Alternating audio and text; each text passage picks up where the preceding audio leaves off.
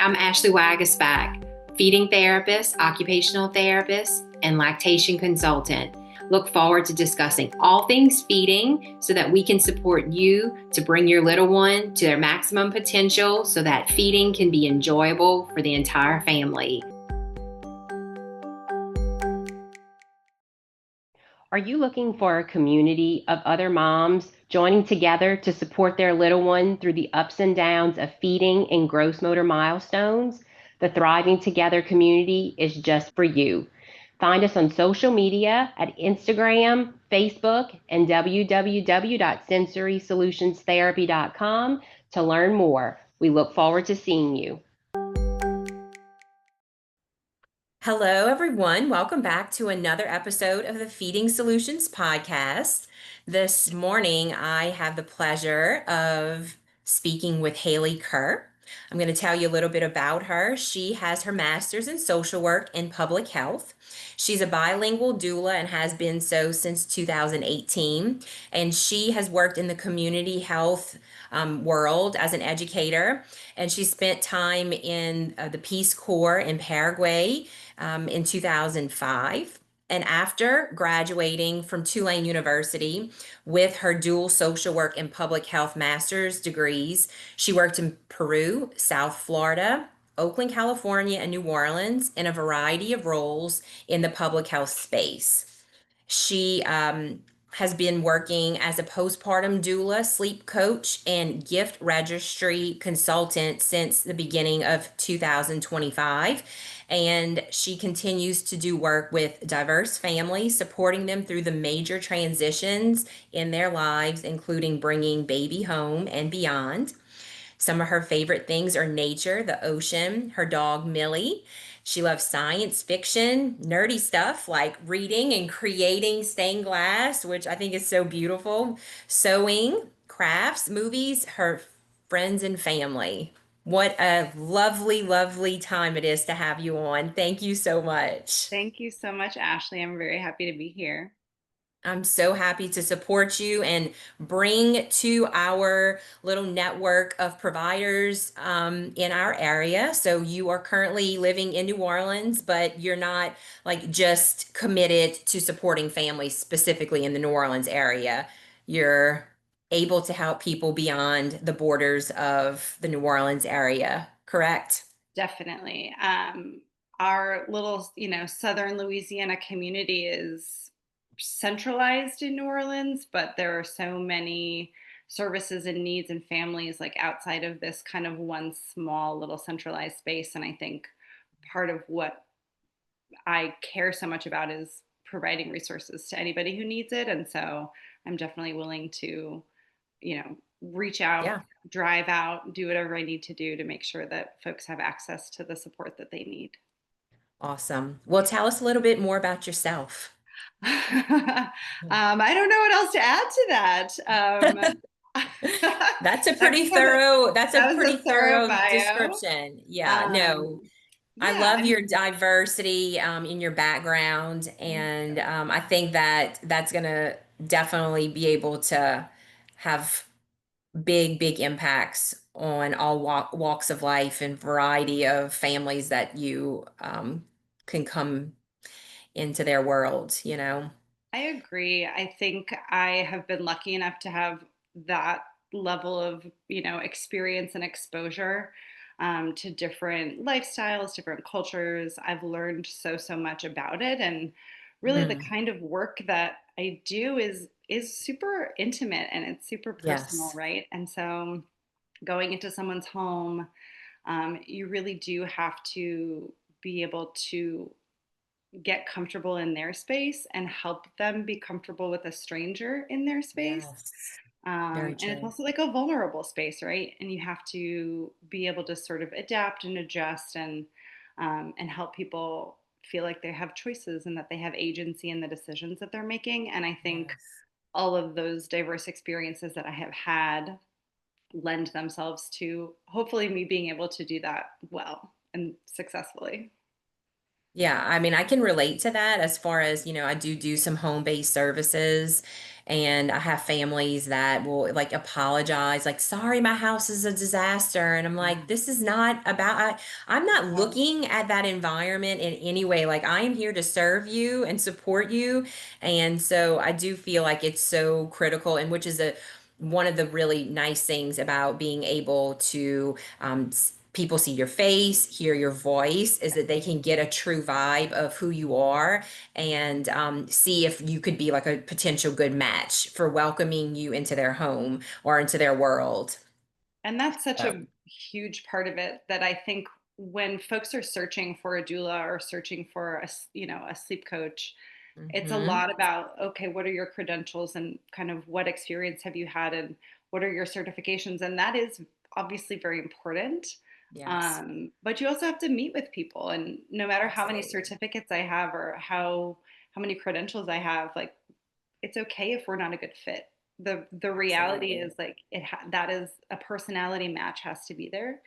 Because I'm going to be in your house and I'm going to be like holding your baby and really kind of up in your business for a little while. And so Yeah. that is really, it's not personal in a professional, well, what's the best way to say that? It's not personal in that, like, I should take it personally if I'm not a good fit. I have to Yes. realize that that fit is really important and it's an important piece of it. Yeah, absolutely. And I mean, I can relate to that in the therapy world. Not all therapists and people jive with personalities. And so it's not something that we take personally. Right. So, Yeah. yeah. And I want to also apologize for Haley and I were trying to work out the video portion. So we are aware that she looks a little robotic in her movements. I'll try to She's in stay New still. Orleans, and she has the access to maybe good quality Wi-Fi is not the luxury there. So anyway, we are aware, and but thankful that the quality of the audio will be sufficient for you to hear the message that we want to share. So tell us a little bit about your mission in the birth space.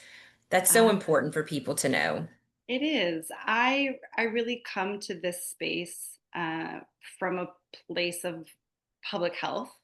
I do believe that our role is to support families in making choices that are right for them, to support the transitions in their lives, which are about their physical health and their mental health so much in a Mm, postpartum space, right? And when it comes to sleep, like, sleep is a health issue.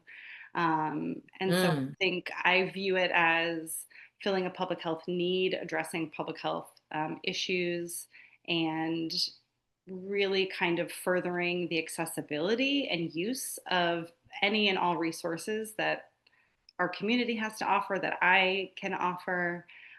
So connecting people to resources, connecting people to other service providers, and mm, also just like other people going through what they're going through, so that they have community and support and friendship and people who can um, empathize with what absolutely. they're going through. And I feel sort of, I think I was originally attracted to the idea of being a doula because we have a system, we have a medical system that sort of discourages people asking for help.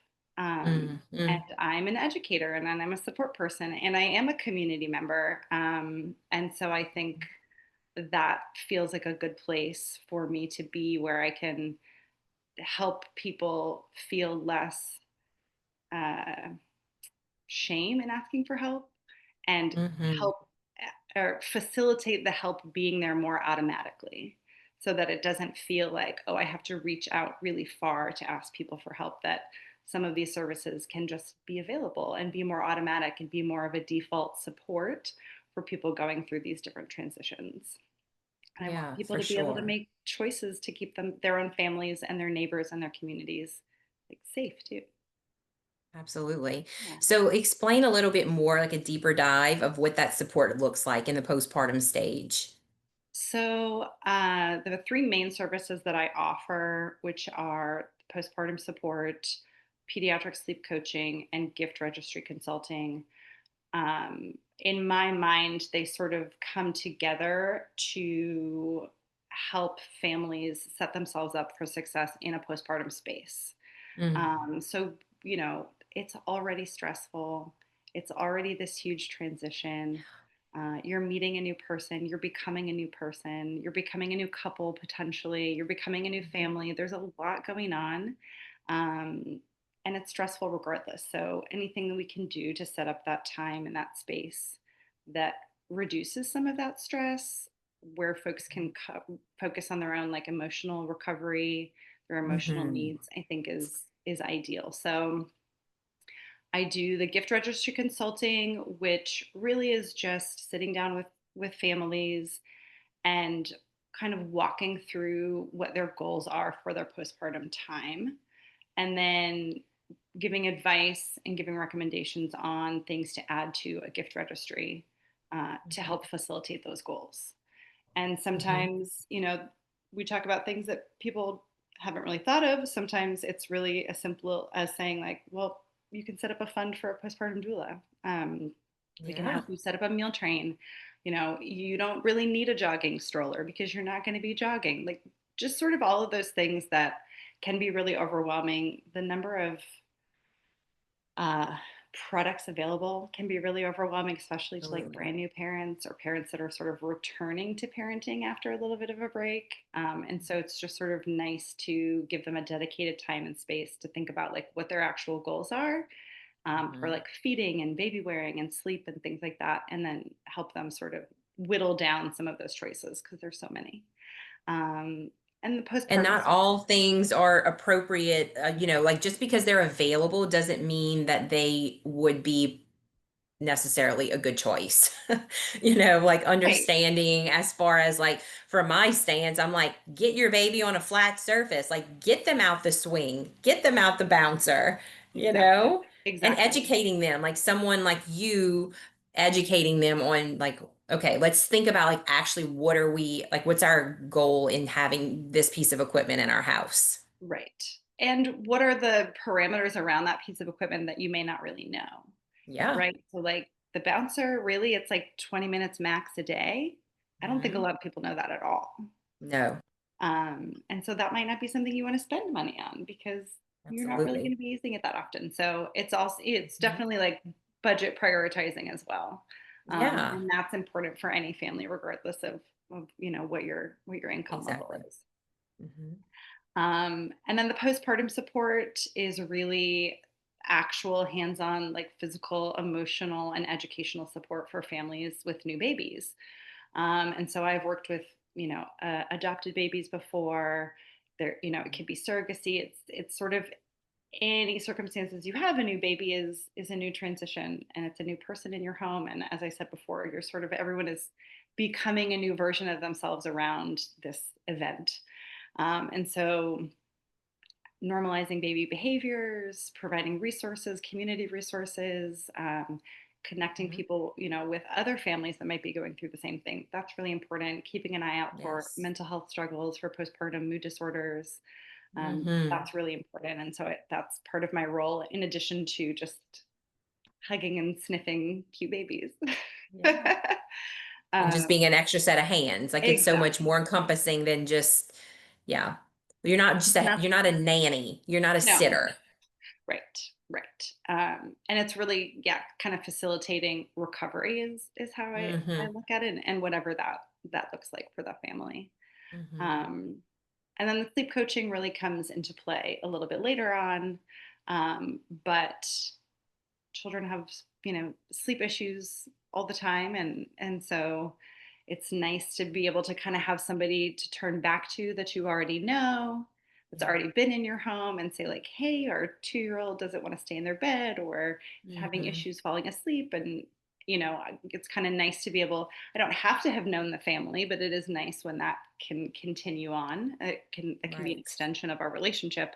um, but certainly having someone coach you through the strategies, and be supportive and troubleshoot in the moment, I think can be really effective and really helpful for parents who are like frustrated and tired. Mhm. And there's a little bit more to it than just sort of reading a method on the internet and saying like, oh, I'm going to do Right. this. When you're tired, it's like really easy to relent and give in. And it's nice to have someone to Mhm. text and be like, what do we do? So that's sort of that third arm of the Yeah. approach. Yeah. And that's so nice that you're offering all of that, all those extensions that all kind of wrap up in how you can help a family in the postpartum stage. So that's really nice for Thank you. sure. That's the goal. Yeah. So, do you have children of your own? I do not. And I actually get this question a lot. I have an adorable niece, and hopefully Mhm. more will come Yes. um, from my siblings. I'm not like closed off to the idea of it, but I'm not actively planning on having any kids. And so I Hmm. think a lot of people are like, well, how did you get into this? Or like, why Yeah. do you do this? Yeah. If you're not a mom, if you don't have your own kids. Um, and I think there's this idea that you get into, especially women and sort of these, what we consider to be sort of softer careers, like, um, there's an idea that you have to have had sort of a personal connection or like a personal experience that brings you Right. into learning about something or deciding that you're going to work in that. But like orthodontists don't probably get asked that, or like actuaries don't Yeah. probably get asked the same questions. So it is interesting, and I'm not offended by it in any way. Just I think, Hmm. like I said before, I see this as sort of a public health space. Yeah. Um, and it's addressing health disparities, and it's supporting women Mhm. and birthing people that maybe don't get as much support as they need from our medical system and our health system. They Right. don't necessarily feel like they have as many choices from that Hmm. system as they deserve to have. Yeah. um, and it's like building community, and it's supporting my community where I live and the people that Right. surround me. And I get to hang out with babies, which is the best Absolutely. thing. Well, Like, and who that, doesn't want to do that? right. Well, and I do think that it's a lot of reframing, just because in our community there's not a whole lot of access to postpartum doula. So I think it's a foreign concept for a lot of people. But I definitely see that there's a drop off between you have lots of support throughout your pregnancy. You get discharged at 6 weeks, Yep. which can be a very loose time period where moms are really like expected, like, okay, I've been discharged, okay, now everything goes back to normal, like whatever that is, but I happen to have a new human in my world. And then the services just kind of just stop. And I Totally. feel like that is where moms really start to kind of spin, Yeah. because like our culture makes us feel like, okay, I've been discharged. Okay, so now what? I And should be able to do all of the shoulds, all of the absolutely. shoulds. And it's not realistic. 6 weeks is no time at all. No, It's agree. such a short amount of time. And the process of like getting to know your baby while you're recovering from the whole experience of giving birth, while you're, adjusting with any other family members, while you're probably hosting family members. Right. Um, if you're lucky, maybe not, but it happens. Friends and family come and visit, and there's just so much going on and an expectation that somehow it will just sort of naturally occur. Mm-hmm. And while the process of giving birth is a natural one, Mm-hmm. all of the things that happen after that are overwhelming, and Mm-hmm. they take support and they take time. And we used to, I think, do this a lot more in a supported space where like family members were around and people grew up, Mm-hmm. stayed in their hometowns, and they had friends and family that they knew forever, and Yes. just had a lot more hands on deck. And it's that's not necessarily true anymore. It is in some No, places, I but it's agree. not automatic anymore. Yeah. Um, and yeah, and I think there's just the messages of like what you're experiencing is normal. What your baby Mm-hmm. is doing right now is normal. Yes. These are Yes. okay. Nothing bad is happening. Nothing is going wrong. There's no mistakes being made. It's hugely Absolutely. important. It's hugely important. And even when I tell people I'm a postpartum doula, they're always like, when I say doula, they're like, "Ooh, birth." And I'm like, "Oh no, I do. I've done birth. I love birth. Birth is amazing." Right. but I do postpartum. And they're like, what does that even mean? So, Exactly. yeah. Yeah. So who are you working with? Like who seeks out your support? So for the most part, for postpartum support, I'm mostly talking to pregnant ladies who are trying to kind of set themselves up for after the baby is born. Mhm. And so I can work with kind of English or Spanish speaking families. Usually the postpartum space is kind of 0 to 4, 0 to 6 months.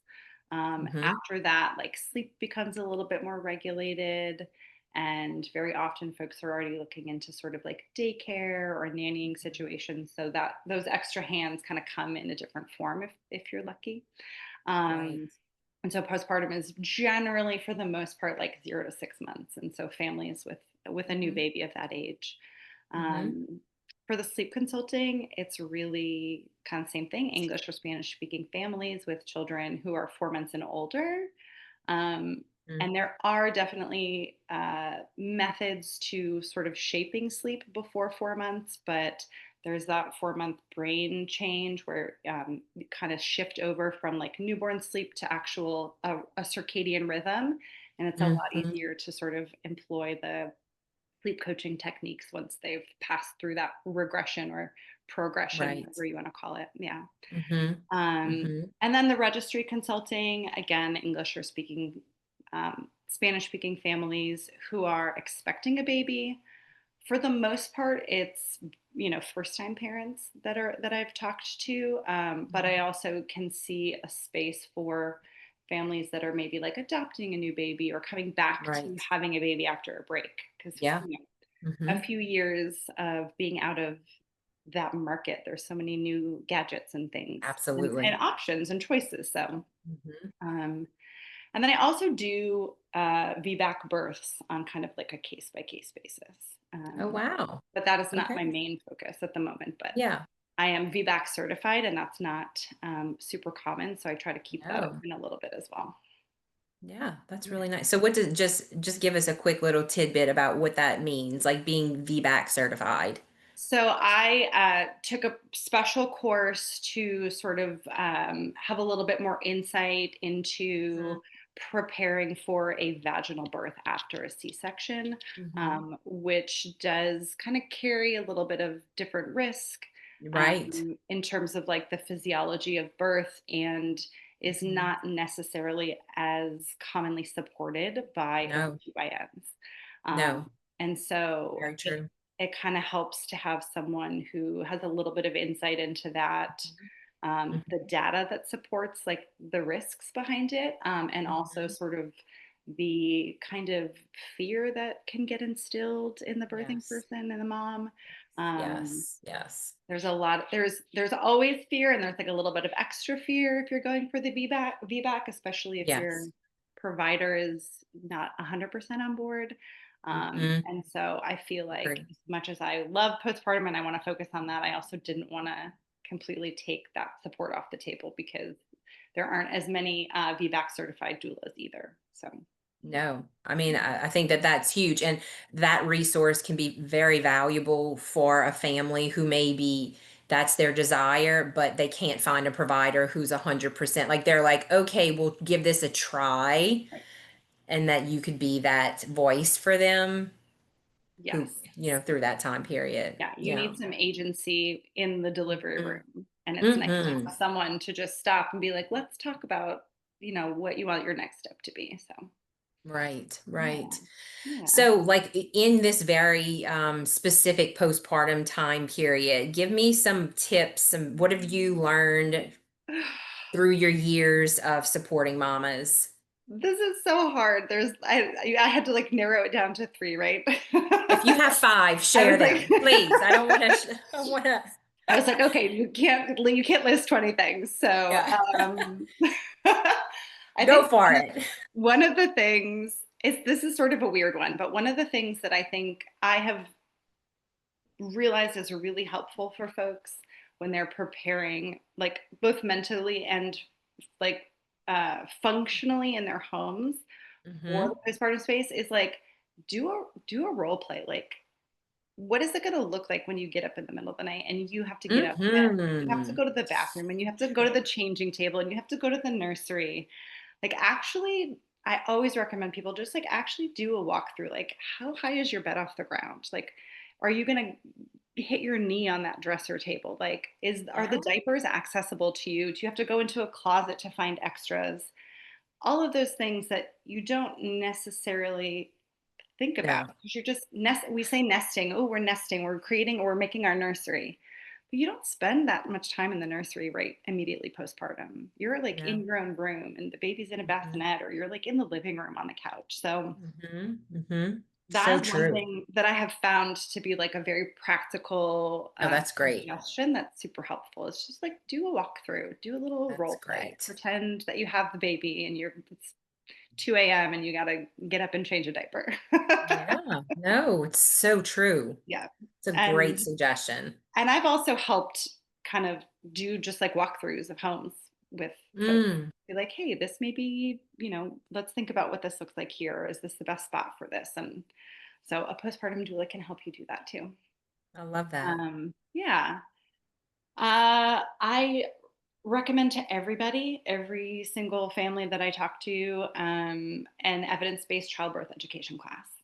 Um, Mm-hmm. there are virtual ones. You don't necessarily have to go in anywhere. It doesn't have to be an 8-week class, but I do Mm-hmm. think that having a good understanding, obviously, especially for first-time parents, having a good understanding of what to expect during labor and how birthing bodies work. I think it's really Mm-hmm. helpful for planning, for understanding kind of what we were talking about before, like that 6 weeks is not going to be this like nice little squared off amount of time and then everything is going to go back Right. to normal. There is no normal after Mm-hmm. after this. It's different regardless. It is. Um, It's a and I new think it helps world. people manage their own expectations, um, Mm-hmm. appreciate what the mom is going through, what the birthing person is going through. Mm-hmm. Um, and then helps folks have just like a little bit of agency over their own medical experience and Mm-hmm. questions to ask. And Absolutely. it's like it's a bonus if they cover anything about postpartum or breastfeeding or baby wearing, but like what we Mm-hmm. see in movies and TV about birth is No. so childbirth education classes is something I Mm-hmm. recommend to everybody. And 50% Yes. of people are already in one, and then 50% of people are like, oh, well, I just asked my friends what they did, what happened to them. And that's that is great, but understanding Right. like what's happening and how to the expectations around like how long labor takes and like what are we waiting for when we're waiting, when we're getting ready to push, like do we really know what that is? That's helpful Right. to know. That's really Yeah. helpful. Agree. Yeah. Agree. And then I think the last thing that I find myself very often offering as like a piece of support is like mental health support during Mm-hmm. postpartum is a normal part of the journey, and it is needing support is not a failure. I think needing Absolutely. support is not a failure is like the banner for everything. Yes. But I think for mental health, we don't do a great job in this country of talking about it in general. It's getting better. Yes. Um, but postpartum mood disorders are more than just hormone shifts, and they're more than just Mm-hmm. the baby blues. Mm-hmm. And they can affect partners just as much as the birthing person. And so Mm-hmm. in general, we need more like info and support and awareness around it. But I think just sort of repeating, reminding, letting people like helping people to understand that you're not the exception, you're probably the rule if you're going through something Absolutely. like this. And trying to just sort of normalize it, talk openly about it, put people in touch with resources, Mm-hmm. other families that are going through it, encouraging people to ask for support, educating Mm-hmm. providers Mm-hmm. at all different levels of like Absolutely. what to look out for, what kinds of support, again, should kind of just be like offered automatically instead of waiting for someone to need to come to you. It would Yes. be nice if, per, pediatricians, OBGYNs, all the different Mhm. providers that folks might see in a postpartum space are all just like, here's everything that you might need. If you don't, Mhm. cool, but if you do, it's here for you. And I'm not going to wait for you to come to me and say like I'm really depressed, or Right. I'm having this like high level of anxiety, or I'm, Mhm. you know, instead of forcing people to have to reach out, it would be nice if we could get to a space where those things are available automatically. Absolutely. Well, Um, I'm imagining that is probably a stinging point for you. Like you've seen moms who it's like, goodness, like I wish I could have been there to support you. So like, what are like your main like pain points that you're seeing that you're like, if we could get you the support you need, like what would you give as far as advice of just like things that you've experienced that you're like, oh gosh. there are many, Yeah. but I do think kind of what I was saying earlier is like prepping yourself Yeah. for this time, right? Before you are in the thick of it, I think is Agree. important. So having conversations about postpartum mood disorders and what things to kind of keep an eye out for, including partners or friends or anyone that's going to be there as a support person in that conversation. Mm-hmm. Um, I think is important to talk about it ahead of time and around it before you're in the midst of it. And I think that's true of any kind of mental health situation, right? It's like the more Right. normalized we make it, the more people have the opportunity to kind of be prepared for a change or something coming up, and then being able to identify it and being able to seek help before they're in a position where they're really kind of unable to do that. Um, Absolutely. and I think just like outside of mental health in general, I don't think our Mm-hmm. country does a great job of supporting like the birth process. Mm-hmm. Um, Not super Mm-hmm. set up for success in a Mm-hmm. lot of ways. Like Agree. options are No. not really flexible or sustainable or equitable or like environmentally Yes. conscious. Yes. Um, and we have data, we have experiences, we have examples from all around the world of kind of processes that do work better or with outcomes that are sort of more successful and lend themselves to um, happier families. But we don't Mm-hmm. necessarily employ them as like a medical system. Um, No. and I see No. that across, like that's for me, that's like sexual health education, access to birth control, and other types of like Mm-hmm. healthcare, family leave Mm-hmm. policies, mental health Right. policies, insurance premiums, and like pharmaceutical Mm-hmm. drug prices. All of those things don't seem to Mm-hmm. prioritize fostering empowered families. No, I agree. And Yeah. that's pain. And that's like the thing that I think is the most painful throughout this is just watching people struggle against a system that is not set up for their own success, and then taking those struggles on as a personal failing, Mm-hmm. because it is Mm-hmm. not. These are Mm-hmm. systemic failures. Not having choices, feeling steamrolled in a delivery room, not Yeah. feeling like you can reach out when you're depressed as a postpartum mom, not having Yeah. people close to you, not having moms close to you or other families close to you going through the same things, or not knowing how to contact those people or find them, is not a personal failing. It's not a character flaw. It's a systemic problem. And Yes. and that's, I think, the hardest part is just reassuring people that like this isn't you. This isn't just you. You haven't done something wrong. You haven't missed the boat. You aren't failing. That's Yeah. the hardest part. Well, and just as you're talking, just kind of understanding like the depth and breadth of like your scope and like your understanding from a mental health standpoint, like how where I'll meet people and it's like this is my box that I function in. I can help Mhm. you with sleep coaching, which is wonderful. Um, and then like I can help you the 6 weeks postpartum. Okay, I can do that for you. Mhm. I love your background and where you're coming from and how you can probably like stretch out beyond what maybe some traditional postpartum doulas can offer because of what you have experienced and what you understand and know. And so like I'm as you're just talking, I'm hearing just such this broad way that you can support a family. And that brings peace to me. Like if I would have known a person like you where I don't really even know what I need, but like I'm overwhelmed, my baby, like this is all very new for me. I'm feeling a little anxious. I like I do, yes, like I'm overwhelmed with the medical system and feeling like I'm left alone. Like you have the knowledge to kind of address multiple facets of that.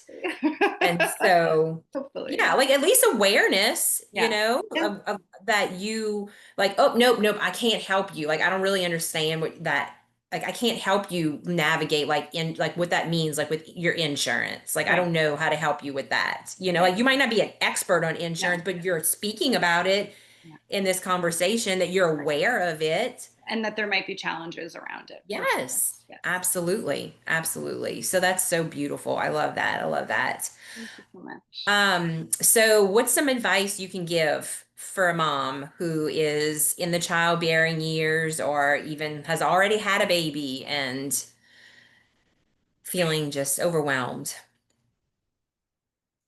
I think the best advice that I can give is find your people, find some community, find Mhm. be it on Facebook, virtually, in person, find someone, one other person at least, who's sort of going through something that you're going through and Mhm. that you can kind of commiserate with and share wins and share Yes. frustrations. And I think community is missing in Yes. this space. And Mhm. um, it's so important to understand that you're not alone in the experiences that you're having. Like, they are personal, they are individual, they are Mhm. special to you, but you're not alone in them. There's other moms maybe not Absolutely. having the exact same issue, but having their own issues and kind of going through the same process of becoming a new person as Mhm. you, no matter how many children you had, every time you have a new one, you're a new person, they're a new person, it's a new family, it's a new dynamic. Yes. um, and there's so many ways to create a family, especially now we have so many choices, um, Right. and there's so many different paths to a satisfying, successful life. And I think that we need to see that from other actual people, not the internet, Right. not Right. social media. We need to see that in our friends and our families, and then also sometimes not people we already know, could be new people. And so the internet can be helpful for that, like finding a Facebook group or a meetup group or things Mhm. going on in your community where you might, run into people that you don't know. But But it can be overwhelming it can be trying to figure overwhelming, that and out. like it's Mhm. that's not necessarily a reflection of someone's real day-to-day Yes. experiences, right? It's curated, Right. it's, it's chosen specifically, it's created. um and I think most of the moms and even friends of mine who are kind of just like, I don't really have anyone to talk to about this. Mhm. That's a Mhm. big deal. That's a huge deal. And it's not like, oh, I can't say anything to anybody, but it's, I just need someone else to like understand what I'm going through to a certain extent. And sometimes your Absolutely. partner can't do that because they didn't just have a baby. Right. And they have their own stuff going on. Mhm. They're going through their own little birth process too, and so it's nice to see other paths being chosen. It's nice to see people going through other experiences as well as similar experiences, right? Like problem solving, being able to laugh about it and like make jokes and just sort of have adult Mhm. time is also super important. So I just sort of always Absolutely. suggest like seeking out and using other people to help you find that if you don't have the capacity, because sometimes that feels Absolutely. very overwhelming. But just like trying to find other people that you can sort of have a little community with. Yeah, absolutely. Well, that was something that I saw that there was a definite need for, particularly like in the infant feeding space. And so that's something that I offer is a community. So trying to just have families have the support during that like acute struggle with their feeding, but even beyond that, where it is a safe space. All the people that are in the community have kind of come from a place where they're very familiar. We've all struggled with breast or bottle feeding. And then it's just a nice opportunity for moms to stay connected. Like you automatically bond, like, oh, you had trouble feeding your baby. Oh, I did too. Okay. Well, now we're on common ground. Yep. And that And it could just have been calms different. everybody. It does. And it could be different reasons why you had trouble, but you still know what that feels like. Yes. And you still need someone else to know what that feels like. Absolutely. Yeah. Yeah. Yeah. And I think breastfeeding or even any feeding is one of those things where people think it kind of comes naturally, and it doesn't necessarily. I wish it did. I mean, I know. But I breastfed 5 babies. I know that it doesn't come naturally. So I get it. And that's another thing. We get this idea that like, oh, it's just going to be easy from movies and television. That's not really anybody's experience. It's so true. Yeah. It's so true. Absolutely. So what's something else coming out on the horizon? We're at the end of 2025. So what's 2026 look like for you? Oh my gosh. Well, so when I kind of thought about this, I think what's relevant for like our community and our lovely state of Louisiana is that very soon folks will be able to hopefully access doula services through their insurance. Oh, wonderful. So the state of Louisiana passed a law, and they're creating a registry for doulas, both birth and postpartum, to be able to bill insurance companies for their services. Wow. That's huge. I don't know how long the whole process is going to take, obviously, but it is in the works. The registration process is currently happening. And so hopefully that will make a kind of access to prenatal and postpartum services more automatic, which is lovely, which is kind of what we were talking about. And so anybody who is, kind of being faced with the idea of having a baby or thinking about it or pregnant, should check their insurance plans. And if those services aren't covered, they can ask about it and try to take advantage of it because why not? Absolutely. Why not? It's there for you. Yeah. That's beautiful. That's exciting. That's very hopeful. It is very hopeful. And I just think it will help like access, it will help awareness, it will help, getting people support in these spaces where they really do need some extra hand. Agree. Yeah. Well, how can people keep up with you, find you if they feel like they could really use a Haley in their lives? I do have an Instagram. It is at bump N, the letter N, beyond NOLA. Facebook is just my company name, which is Bump and Beyond Doula and Family Support Services. And my website is bumpnbeyonddoula.com. So it's a little cumbersome. I'm not thrilled with it, but it is an N, not an and it's like beyond and then another D. So it's like 2 Ds and an N. But yeah, that's the best way. And I'll have all of that information in the notes section. So any listener can access it easily. Yes. So and I'm available by DM. I have a contact form. My phone number and the email are on there. So perfect. Wonderful. Yeah. Well, thank you for coming on today. My pleasure. It's been such a pleasure to speak with you and educate myself more on what services are out there and how we can get moms feeling like they have arms wrapped around them. They're not doing this on their own. So important. Yeah. Thank you so much. Absolutely. We'll talk soon. Okay. Bye. I hope you found this episode on the Feeding Solutions helpful. If you would like more information, please follow Sensory Solutions on Facebook or Instagram, or you can always visit our website at www.sensorysolutionsTherapy.com. Thanks so much for joining today, and look forward to seeing you next time.